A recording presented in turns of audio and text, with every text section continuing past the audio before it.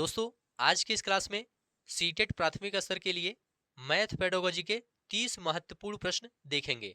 आप सभी लोग इस क्लास को पूरा ध्यान से देखिए, क्योंकि यहाँ से आपके सीटेट एग्जाम में निश्चित रूप से प्रश्न देखने को मिलेगा। तो चलिए शुरू करते हैं। पहला प्रश्न आप सभी के सामने है, गणित सिखाने में गतिविधि आधारित शिक्षण का मुख्य उद्देश्य क्या है? बच्चों को समय पर पाठ्यक्रम पूरा करना, बच्चों को गतिविधियों के माध्यम से समझने और अनुभव करने का अवसर देना, शिक्षकों का काम आसान बनाना, बच्चों को परीक्षा में अच्छे अंक दिलाना। आप लोग बताइए यहाँ पर आपका राइट आंसर क्या होगा। देखिए दोस्तों, यहाँ पर आपका राइट आंसर हो जाएगा बच्चों को गतिविधियों के माध्यम से समझने और अनुभव करने का अवसर देना। बी ऑप्शन आपका राइट आंसर हो जाएगा। चलिए आगे बढ़ते हैं। बच्चों की गणितीय समझ का मूल्यांकन किस प्रकार किया जाना चाहिए? केवल लिखित परीक्षा द्वारा, केवल मौखिक परीक्षा द्वारा, बहुआयामी मूल्यांकन तकनीकों द्वारा, केवल गणना परीक्षण द्वारा। तो राइट आंसर हो जाएगा बहुआयामी मूल्यांकन तकनीकों द्वारा। सी ऑप्शन आपका राइट आंसर हो जाएगा। बच्चों की समझ को उनकी समस्या समाधान, तार्किक सोच और अवधारणात्मक स्पष्टता के आधार पर मापा जाना चाहिए। तो यहाँ पर बहुआयामी मूल्यांकन तकनीकों द्वारा, सी ऑप्शन आपका राइट आंसर हो जाएगा। नेक्स्ट है, यदि किसी छात्र को बार बार गणित में डर की शिकायत होती है तो शिक्षक को क्या करना चाहिए? उस छात्र को गणित के होमवर्क से छूट देनी चाहिए, उसे अधिक अभ्यास कराने के लिए बाध्य करना चाहिए, समस्या की जड़ को पहचान कर हल करने का प्रयास करना चाहिए, छात्र को अन्य विषयों पर ध्यान केंद्रित करने की सलाह देनी चाहिए। तो देखिए दोस्तों, यहाँ पर आपका राइट आंसर हो जाएगा समस्या की जड़ को पहचान कर हल करने का प्रयास करना चाहिए। सी ऑप्शन आपका राइट आंसर हो जाएगा। गणित में डर दोस्तों आमतौर पर अवधारणाओं की समझ की कमी के कारण होता है। शिक्षक को सहायक और प्रोत्साहन पूर्ण वातावरण प्रदान करना चाहिए। इसके लिए शिक्षक को सहायक और प्रोत्साहन पूर्ण वातावरण प्रदान करना चाहिए। सी ऑप्शन आपका राइट आंसर हो जाएगा। एक शिक्षक ने कक्षा में छात्रों से कहा कि वे खुद से कोई भी समस्या बनाएं और उसका हल निकालें। यह कौन सा शिक्षण दृष्टिकोण है?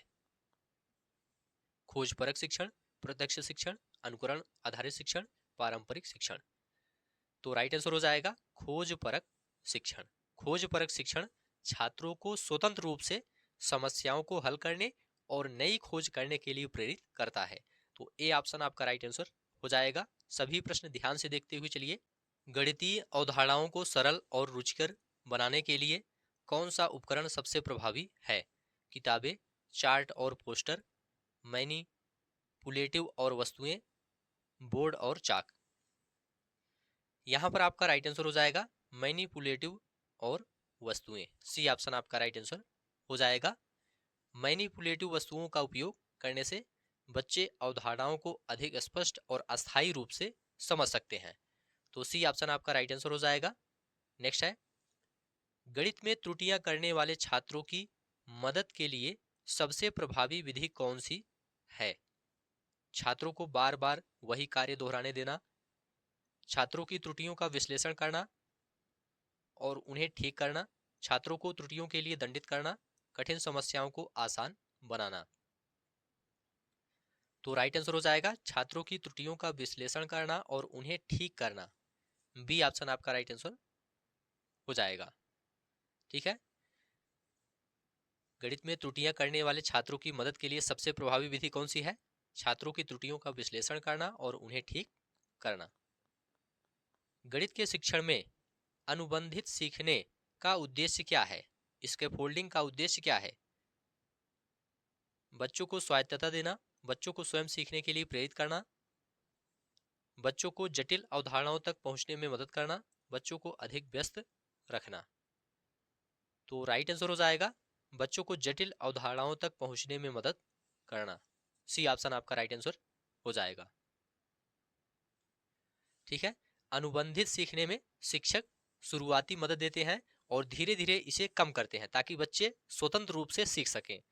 तो यहाँ पर सी ऑप्शन आपका राइट आंसर हो जाएगा। गणित में पुनरावृत्ति और अभ्यास की क्या भूमिका है? केवल परीक्षा में अच्छे अंक दिलाना, बच्चों को गणित से प्यार कराना, बच्चों की गणनात्मक क्षमता को सुदृढ़ करना, बच्चों की रचनात्मकता को बढ़ावा देना। तो राइट आंसर हो जाएगा बच्चों की गणनात्मक क्षमता को सुदृढ़ करना। यहाँ पर सी ऑप्शन आपका राइट आंसर हो जाएगा। पुनरावृत्ति और अभ्यास बच्चों की गणनात्मक गति और सटीकता बढ़ाने में सहायक होते हैं, इसे आप लोग याद रखिएगा।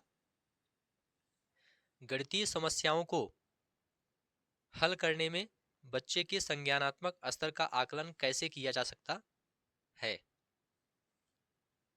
बच्चे की समस्या हल करने की गति से, बच्चे द्वारा चुनी गई रणनीतियों से, बच्चे के ग्रेड से, बच्चे की उपस्थिति से। तो यहां पर आपका राइट आंसर हो जाएगा बच्चे द्वारा चुनी गई रणनीतियों से। बी ऑप्शन आपका राइट आंसर हो जाएगा। समस्या हल करने के लिए चुनी गई रणनीतियां बच्चे की संज्ञानात्मक प्रक्रिया को दर्शाती है। यहां पर बी ऑप्शन आपका राइट आंसर हो जाएगा। शिक्षण में विभिन्नता सिद्धांत का उपयोग किस प्रकार किया जाता है?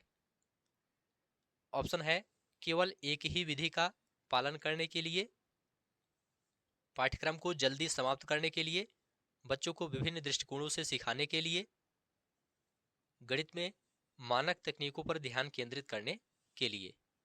तो राइट आंसर हो जाएगा बच्चों को विभिन्न दृष्टिकोणों से सिखाने के लिए। सी ऑप्शन आपका राइट आंसर हो जाएगा। विभिन्नता सिद्धांत बच्चों की अवधारणात्मक स्पष्टता बढ़ाने के लिए महत्वपूर्ण होता है। ठीक है, यह विभिन्न तरीकों से अवधारणाओं को समझाने पर बल देता है। यहां पर सी ऑप्शन आपका राइट आंसर हो जाएगा। संख्यात्मक क्षमता विकसित करने के लिए शिक्षक को क्या करना चाहिए? अधिक अभ्यास कार्य देना, वास्तविक जीवन के उदाहरणों का उपयोग करना, छात्रों को गणित की कठिन समस्याओं पर ध्यान केंद्रित कराना, गणित के लिए निर्धारित पाठ्यपुस्तकों पर ही निर्भर रहना। तो राइट आंसर हो जाएगा वास्तविक जीवन के उदाहरणों का उपयोग करना। वास्तविक जीवन के उदाहरणों का उपयोग करना, यहां पर बी ऑप्शन आपका राइट आंसर हो जाएगा। देखिए दोस्तों, वास्तविक जीवन के उदाहरण बच्चों को गणितीय अवधारणाओं को आसानी से समझने और उपयोग करने में मदद करते हैं। तो बी ऑप्शन आपका राइट आंसर हो जाएगा। कन्वर्जेंट थिंकिंग का उपयोग गणित में किस लिए किया जाता है? रचनात्मक विचारों को विकसित करने के लिए, एक ही सही उत्तर खोजने के लिए, बच्चों को आलोचनात्मक सोच सिखाने के लिए, बहु उत्तर समस्याओं को हल करने के लिए। तो यहां पर आपका राइट आंसर हो जाएगा एक ही सही उत्तर खोजने के लिए। कन्वर्जेंट थिंकिंग बच्चों को समस्या का एक ही सही समाधान खोजने में मदद करता है, जो गणितीय समस्याओं में आवश्यक भी है। तो यहां पर बी ऑप्शन आपका राइट आंसर हो जाएगा। गणित शिक्षण में मापन के विषय को बच्चों को पढ़ाने का सबसे अच्छा तरीका क्या है? कक्षा में पुस्तकों का अध्ययन करना, कागज पर गणना अभ्यास करना, बच्चों को वास्तविक वस्तुओं को मापने का अवसर देना, परीक्षा के लिए सूत्र याद करना। तो देखिए दोस्तों, यहाँ पर आपका राइट आंसर हो जाएगा बच्चों को वास्तविक वस्तुओं को मापने का अवसर देना। सी ऑप्शन आपका राइट आंसर हो जाएगा।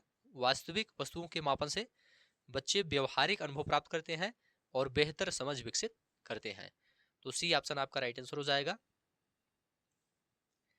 बच्चों के लिए पैटर्न की अवधारणा क्यों महत्वपूर्ण है? यह उनकी कला की समझ बढ़ाने में मदद करता है, यह गणितीय तर्क और भविष्यवाणी कौशल को विकसित करता है, यह बच्चों को रटने की आदत डालता है, यह उनकी भाषा कौशल को मजबूत करता है। तो देखिए दोस्तों, यहाँ पर आपका राइट आंसर हो जाएगा यह गणितीय तर्क और भविष्यवाणी कौशल को विकसित करता है। पैटर्न बच्चों को पैटर्न की पहचान, विश्लेषण और तर्कशीलता को बढ़ावा देता है। जब एक शिक्षक छात्रों से पूछता है आपने यह उत्तर क्यों चुना, तो वह कौन सी प्रक्रिया को बढ़ावा दे रहा है? स्मृति कौशल, आत्मनिर्देशित अधिगम, विश्लेषणात्मक सोच, तार्किक वाद विवाद। तो राइट आंसर हो जाएगा विश्लेषणात्मक सोच। सी ऑप्शन आपका राइट आंसर हो जाएगा। संख्या रेखा का उपयोग प्राथमिक कक्षा में किस उद्देश्य के लिए किया जाता है? ऑप्शन है संख्याओं को रटने के लिए, बच्चों को बड़े नंबर सिखाने के लिए, जोड़ और घटाव की अवधारणा को स्पष्ट करने के लिए, परीक्षाओं की तैयारी के लिए। तो राइट आंसर हो जाएगा जोड़ और घटाव की अवधारणा को स्पष्ट करने के लिए। संख्या रेखा बच्चों को जोड़, घटाव और ऋणात्मक संख्याओं की अवधारणा समझाने का एक प्रभावी तरीका है। ठीक है, तो सी ऑप्शन आपका राइट आंसर हो जाएगा। नेक्स्ट है, समूह शिक्षण गणित में क्यों उपयोगी है? शिक्षकों के काम को आसान बनाने के लिए, बच्चों को समूह में काम करने की आदत डालने के लिए, बच्चों को सामूहिक रूप से विचार करने और समस्याएं हल करने के लिए, कमजोर बच्चों को अनदेखा करने के लिए। देखिए दोस्तों, यहाँ पर आपका राइट आंसर हो जाएगा बच्चों को सामूहिक रूप से विचार करने और समस्याएं हल करने के लिए। सी ऑप्शन आपका राइट आंसर हो जाएगा। समूह शिक्षण में बच्चे एक दूसरे से सीखते हैं और विभिन्न दृष्टिकोणों को समझते हैं। तो सी ऑप्शन आपका राइट आंसर हो जाएगा। नेक्स्ट है, बच्चों को फ्रैक्शन की अवधारणा सिखाने के लिए कौन सी विधि सबसे प्रभावी है? बोर्ड पर समस्याएं हल करना, रोटी, पिज्जा या फलों के टुकड़ों का उपयोग करना, छात्रों को गणना के लिए बाध्य करना, फ्रैक्शन के नियम याद कराना। तो राइट आंसर हो जाएगा रोटी, पिज्जा या फलों के टुकड़ों का उपयोग करना। देखिए दोस्तों, रोजमर्रा के जीवन के उदाहरण बच्चों को जटिल अवधारणाओं को आसानी से समझने में मदद करते हैं। तो बी ऑप्शन आपका राइट आंसर हो जाएगा। गणितीय त्रुटियों का विश्लेषण क्यों आवश्यक है? बच्चों को गलती करने से बचाने के लिए, बच्चों की कमजोरी का पता लगाने और उन्हें सुधारने के लिए, बच्चों को अधिक अभ्यास देने के लिए, बच्चों को दंडित करने के लिए। तो राइट आंसर हो जाएगा बच्चों की कमजोरी का पता लगाने और उन्हें सुधारने के लिए। बी ऑप्शन आपका राइट आंसर हो जाएगा। सभी प्रश्न आप लोग ध्यान से देखते हुए चलिए।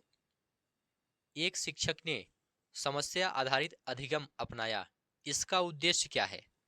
बच्चों को जल्दी गणना करना सिखाना, बच्चों को स्वतंत्र रूप से सोचने और समस्याओं का समाधान ढूंढने के लिए प्रेरित करना, बच्चों को शिक्षक की ओर अधिक निर्भर बनाना, गणित को सरल बनाना। तो राइट आंसर हो जाएगा बच्चों को स्वतंत्र रूप से सोचने और समस्याओं का समाधान ढूंढने के लिए प्रेरित करना।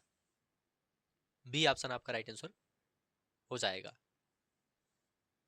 एक शिक्षक ने समस्या आधारित अधिगम अपनाया, इसका उद्देश्य है बच्चों को स्वतंत्र रूप से सोचने और समस्याओं का समाधान ढूंढने के लिए प्रेरित करना। प्राथमिक कक्षा के छात्रों को सममिति सिखाने का सबसे प्रभावी तरीका क्या है? परिभाषा याद कराना, बोर्ड पर ड्राइंग बनाना, कागज को मोड़कर और काटकर व्यवहारिक गतिविधि कराना, प्रश्न पत्र में अभ्यास कराना। तो राइट आंसर हो जाएगा कागज को मोड़कर और काटकर व्यवहारिक गतिविधि कराना। सी ऑप्शन आपका राइट आंसर हो जाएगा। देखिए दोस्तों, व्यवहारिक गतिविधियां जैसे कि कागज मोड़ना और काटना बच्चों को सममित की अवधारणा को बेहतर तरीके से समझने में मदद करती है। सममित की अवधारणा को बेहतर तरीके से समझने में मदद करती है। सी ऑप्शन आपका राइट आंसर हो जाएगा। प्रारंभिक संख्या अवधारणा विकसित करने का सही तरीका क्या है? प्रारंभिक संख्या अवधारणा विकसित करने का सही तरीका क्या है? बच्चों को संख्याएं गिनने के लिए कहना, बच्चों को वस्तुओं की गिनती करने के लिए प्रेरित करना, बच्चों को अंक लिखने का अभ्यास कराना, बच्चों को बार बार संख्या चार्ट दिखाना। तो देखिए दोस्तों, यहाँ पर आपका राइट आंसर हो जाएगा बच्चों को वस्तुओं की गिनती करने के लिए प्रेरित करना। बी ऑप्शन आपका राइट आंसर हो जाएगा। प्रारंभिक संख्या अवधारणा वास्तविक वस्तुओं की गिनती से विकसित होती है, जो बच्चों को संख्याओं के उपयोग को समझने में मदद करती है। तो बी ऑप्शन आपका राइट आंसर हो जाएगा। प्राथमिक स्तर पर बच्चों को मात्रा की तुलना सिखाने का सबसे प्रभावी तरीका क्या है? तुलनात्मक प्रश्न पूछना, ग्राफ और चार्ट का उपयोग करना, बच्चों को पानी, रेत या अन्य सामग्री के माप का अनुभव कराना, बच्चों को गणितीय सूत्र याद कराना। तो राइट आंसर हो जाएगा बच्चों को पानी, रेत या अन्य सामग्री के माप का अनुभव कराना। सी ऑप्शन आपका राइट आंसर हो जाएगा। अगला प्रश्न है, गणितीय साक्षरता का उद्देश्य क्या है? बच्चों को परीक्षा में अच्छे अंक दिलाना, बच्चों को गणितीय अवधारणाओं का वास्तविक जीवन में उपयोग करना सिखाना, बच्चों को गणित में विशेषज्ञ बनाना, बच्चों को रटना सिखाना। तो राइट आंसर हो जाएगा बच्चों को गणितीय अवधारणाओं का वास्तविक जीवन में उपयोग करना सिखाना। गणितीय साक्षरता का उद्देश्य क्या है? बच्चों को गणितीय अवधारणाओं का वास्तविक जीवन में उपयोग करना सिखाना। बी ऑप्शन आपका राइट आंसर हो जाएगा। शिक्षक बच्चों की समस्या हल करने की क्षमता को कैसे बढ़ा सकता है? बच्चों को अधिक प्रश्न हल करने के लिए कहना, बच्चों को समस्या की पहचान करने और हल करने के तरीके सिखाना, बच्चों को केवल उत्तर प्रदान करना, बच्चों को गणितीय सूत्र याद कराना। तो राइट आंसर हो जाएगा बच्चों को समस्या की पहचान करने और हल करने के तरीके सिखाना। बी ऑप्शन आपका राइट आंसर हो जाएगा। ठीक है, समस्या समाधान कौशल दोस्तों बच्चों को तार्किक और रचनात्मक सोच विकसित करने में मदद करते हैं। इसे आप लोग याद रखिएगा। बी ऑप्शन आपका राइट आंसर हो जाएगा।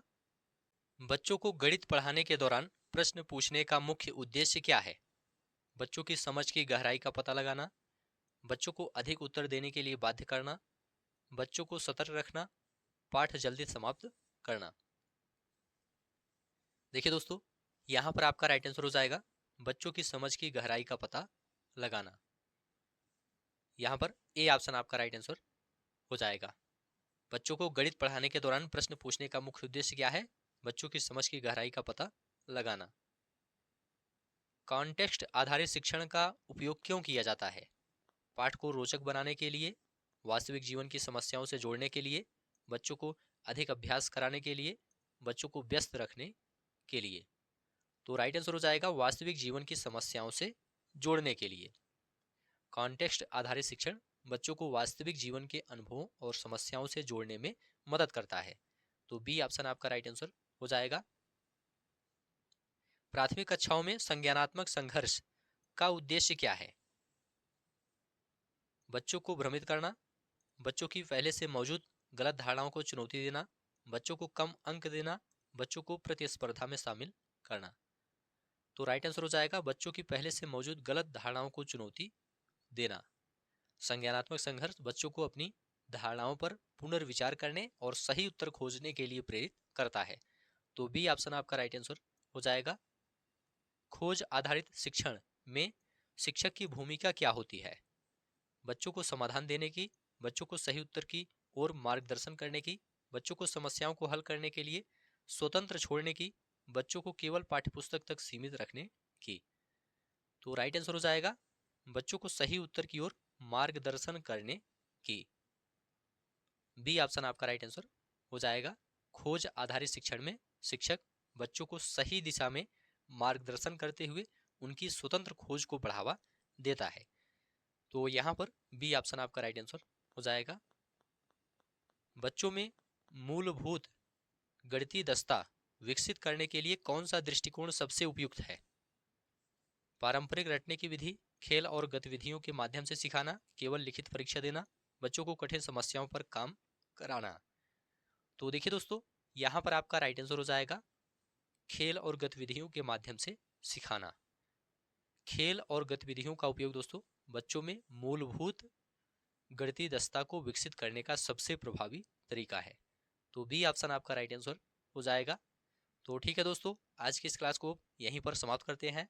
यहाँ से सीटेट एग्जाम में निश्चित रूप से प्रश्न देखने को मिलेगा। उम्मीद है यह क्लास आपको अच्छा लगा है तो चैनल को सब्सक्राइब कीजिए, दोस्तों शेयर कीजिए और कमेंट में लिखकर जरूर बताइए।